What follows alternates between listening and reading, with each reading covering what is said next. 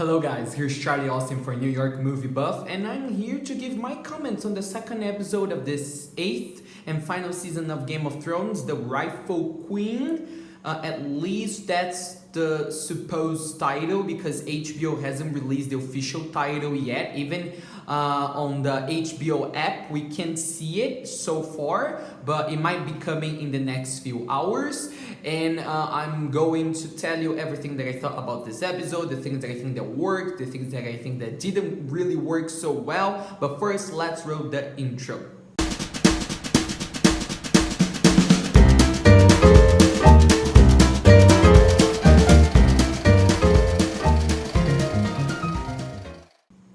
Guys, before jumping right into this theme of this video, please subscribe to the channel, leave a thumbs up, reach the notification bell, and help me to keep creating this content that we love so much, okay? And here you can follow me on my social network, on my Instagram, and I'll be very glad if you can do so, okay? I always love to engage with people and to talk about the things that we love so much, like comic books and movies, GCU, the MECU, everything that makes our heartbeat go faster. Okay, so here we have a very interesting episode that right out of the bat, it starts with us and our characters, our beloved characters in the Great Hall of Winterfell, and there in the middle of it we see Jaime Lannister. He has just arrived at Winterfell. We saw it like in the closing scene of the first episode, and it was a very interesting choice to transport us right away at the very first scene of the episode into this kind of judgment. It's a kind of a judgment. It's before the court that is made up of Sansa, Lady of Winterfell, and Jon. Jon Snow, that is not Snow anymore. Aegon Targaryen, 6 of his name. It's just that nobody knows that so far, other than Sam and like Jon himself, and Brienne, of course, and our queen, Daenerys Targaryen, in the middle of the two, and I think that was a very interesting choice. It didn't feel like a very kind of rough thing to introduce us so rapidly, so abruptly into this thing, because that's the thing that we wanted to follow on. That's the thing that we needed a follow-up, because that's where we were left hanging on. That was the last cue at the end of the first episode, and I think that the producers really recognized that, and they said, okay, there's no way if we close the first episode showing, like Brienne and Jaime meeting up, so the audience knows like what's coming, and we will have to address that as soon as possible, preferably at the opening scene in the following episode, and that's what they did. And here we saw many facts brought onto the table that like I haven't realized. For example, I knew that Daenerys would be hurtful, or she would hold a grudge against like her father's murderer. I think that's the normal thing to do, any child that knows that, like his parents' murderer is out there, and then like the person has the opportunity to confront like the murderer would do so. And it's very hard to let go of these feelings, even though we know that Daenerys recognizes that her dad was not the best, not even type of dad, but not the best type of ruler. He probably contributed for being inflicted with that kind of outcome that came about like with the end of his life and with the end of his reign. So I think that she recognizes that. But one thing is you recognizing that like at a mental level, at an intellectual level. Another thing is to really come to grasp with it, come to an understanding of it, of this happening emotionally.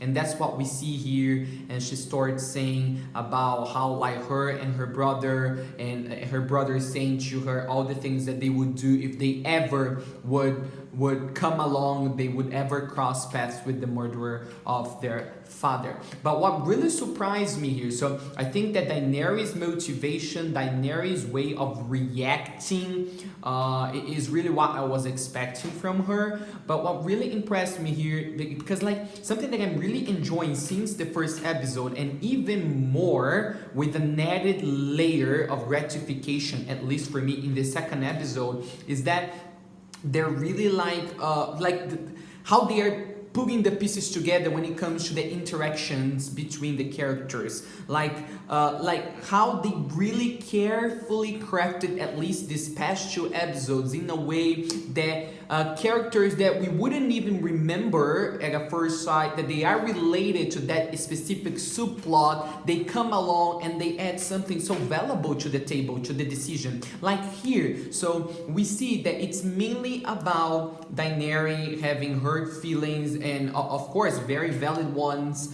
against Jaime. And then we have Brienne. We know what has happened between Brienne and Jaime. And then we have Sansa. She also, went through some kind of mishaps with the Kingslayer, but then who really saves the whole thing, really solves like this whole conflict of interest and of emotions and all of that, is Brienne of Tarth. So she comes along and she puts her honor on the table. I think that it's impressive. Like, she's really putting her honor at risk, because she's saying to Sansa, she knows how much Sansa trusts her, and she says, I trust Jaime. I would fight alongside with him, like in the battle line. So that's enough to convince Sansa. So it's amazing. And then like she reminds us, the audience and all the present there, how he saved her from the bear, and how he gave her the weaponry, the armor and her sword to go after Sansa and to rescue her. So I didn't think that these happenings in the story would come about again, would resurface in this way and at this moment as something that was significant to at least bring Sansa over to Jaime's side, at least for now, by allowing him to keep alive and to remaining at Winterfell, and by joining them in the fight against the dead. But it was very interesting. They made a very good use of things that happened in the past to move the story forward, and I always appreciate that's something that caught me off of guard, and I really appreciate it. Something else that I was not expecting at all, already talking about it, was like Arya and Gendry and really making out, like their making out scene, and how it was built, like she's saying to the Hound and to the other guy that I always forget his name, sorry, he's not the Thor of Myr or whatever. So but she's saying that she didn't want to spend her last hours alive with 2 very old and imbecile kind of old men. And then we understand why she was plotting, like her machinations in her head, because she was thinking about Gendry. And really, if any of us as viewers, as fans of the show, we had any doubts prior to this point of how much like emotionally, like at least romantically engaged Arya was with Gendry, it went down the pipeline in this one. We don't have any doubt whatsoever left that she was really into him. She was like his crush. She was crushing on him, and it was amazing. It was also something very nice. One scene that I particularly didn't like was the exchange between Jorah Mormont and like Lyanna Mormont. It didn't come across as natural to me. Maybe because they have never been in the same scene together before, as far as I can recall. Like we have never seen the interactions of these characters before. We just know that they are from the same house. So I don't know. I didn't think that, like, I felt that scene was more there to show that they are aware of one another and that they are at the same place. and sooner or later they would have to exchange a few words, to throw like some words at one another at certain point. But I didn't think it really added something of value to the story. Here, something else that gains a lot of significance or of meaningfulness is the sword that Sam stole from his household, from his father's household, and here he gets the sword and he gives it to Jorah Mormont, and he says, "Oh, I don't know, how to use a sword, how to fight with a sword. I don't even know how to fight, for God's sake. So just take it and honor the memory of my family, even though my father was not the nicest person ever." So I really enjoy that. It's not the most amazing thing ever, but I really enjoyed that conversation and how that sword, like these aspects of the TV show, they are like its swords and all its mythology coming full circle and kind of painting a more vivid picture of that world, how everything is an important piece, even though that thing might not be a character itself. For example, like it's a sword, right? And for me, the most amazing part of the episode, the one that really brought tears to my eyes, like I was so teary, and it was really a very emotional thing, because something that also caught me off of guard was Brienne of Tarth being sworn as a knight of the Seven Kingdoms by Jaime Lannister. So this is something that we don't comment so much as fans, or it doesn't come around very often. Like this thing that we know that she's so badass, she's the best fighter, she's the best sword holder from all of the Seven Kingdoms. But I think there were very few occasions, at least in the TV show, maybe because it's a TV show, it's an adaptation, it's another format, how she's really not officially a knight. She has never been a knight, and because of all this misogyny and how things worked in patriarchal times. I don't know how what's the right word for it, like in a male leading kind of society, and how it was really important for Brienne, and then she got it back, she received it from Jaime. And I thought that was a way of him repaying back to her the favor, the very beautiful thing that she did at the Great Hall of Winterfell, defending him, putting her life on the line for him when she didn't need to. So it was very emotional. I really loved it, and it was like it paid off, like this whole episode. And overall, I think that this episode is way better. I really like how the things were being built in the first episode, but I enjoyed it even more. I think that in this episode, they got a even better hang of it, of how putting these characters together, like that small reunion, like before the bonfire, and then it's amazing the interactions, how not the Hound, I always forget his name, so sorry guys, I'm so terrible with names. Not the Hound, what's his name? Thormund. Like Thormund is trying to get Brienne's attention by kind of highlighting how he's superior to Jaime, because I don't know, he was drinking milk, he was being lactated from a she giant, and oh my goodness, that scene was hilarious. But like even he has noticed that there is a competitor for Brienne's heart, and so amazing. And he really like this very slow type of pace moments, really built up the tension, like, okay, this is the last of piece of calmness that we are going to see for a long time, because next episode, the battle for Winterfell, we don't know what the title is. It's going to be dope, because it's going to be 1 hour and 20 minutes. Yeah, approximately reaching the 82-minute mark. So it's going to be the longest episode of the entire TV show, the entire series. So I'm really looking forward to it. Special mention and final mention, by the way, to the conversation. Of course, like I can't forget to mention the revelation. So at the end of the first episode, we had the revelation about Jon's true parentage. At least to him, he got to know this. And now at the end of the second episode, we had the revelation. Daenerys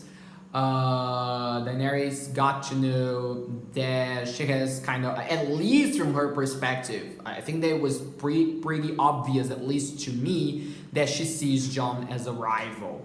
And something, now she sees it. She sees him as a rival. And what might have contributed to that feeling is the strangeness that was going on between the two of them, at least Jon avoiding her throughout this whole episode, and that conversation that she had with Sansa. That was amazing. I thought, oh, Sansa is coming around, and maybe she's gonna ease on her a little bit because she knows that like she's important to her brother, like that Daenerys is important to her brother, but no. And then we see that Sansa might be aiming and more preeminence. I don't know. She might be aiming to a more, how I'd say, not just preeminent, but a more substantial role in the future of Westeros, at least when it comes to the North. I think that question and what's going to happen after it's all done, it's all finished. And of course, Daenerys goes with the mantra, oh, I'll sit on the Iron Throne. But then Sansa puts it out there, okay, but we conquered the North back. It's back into our hands. So we became independent from the Seven Kingdoms. So I don't see the point. I don't see how it's logical to going back into submission under another sovereign, back into this scheme of the Seven Kingdoms. And what really astonishes me here, because Sansa really has got a point here. She really has a good point. Daenerys is well known throughout the series and as her speech, you know, her selling speech by saying that she wants to break the will. And I think that Sansa is presenting a possibility. Sansa didn't say that she can sit on the Iron Throne. She just said, okay, maybe you might rule 6 kingdoms, and we got the independence, the one of the 7 kingdoms, the North got the independence, and you might as well leave us at that. And I think that would be a way to diminish the power that the person that sits on the Iron Throne have over the entire continent.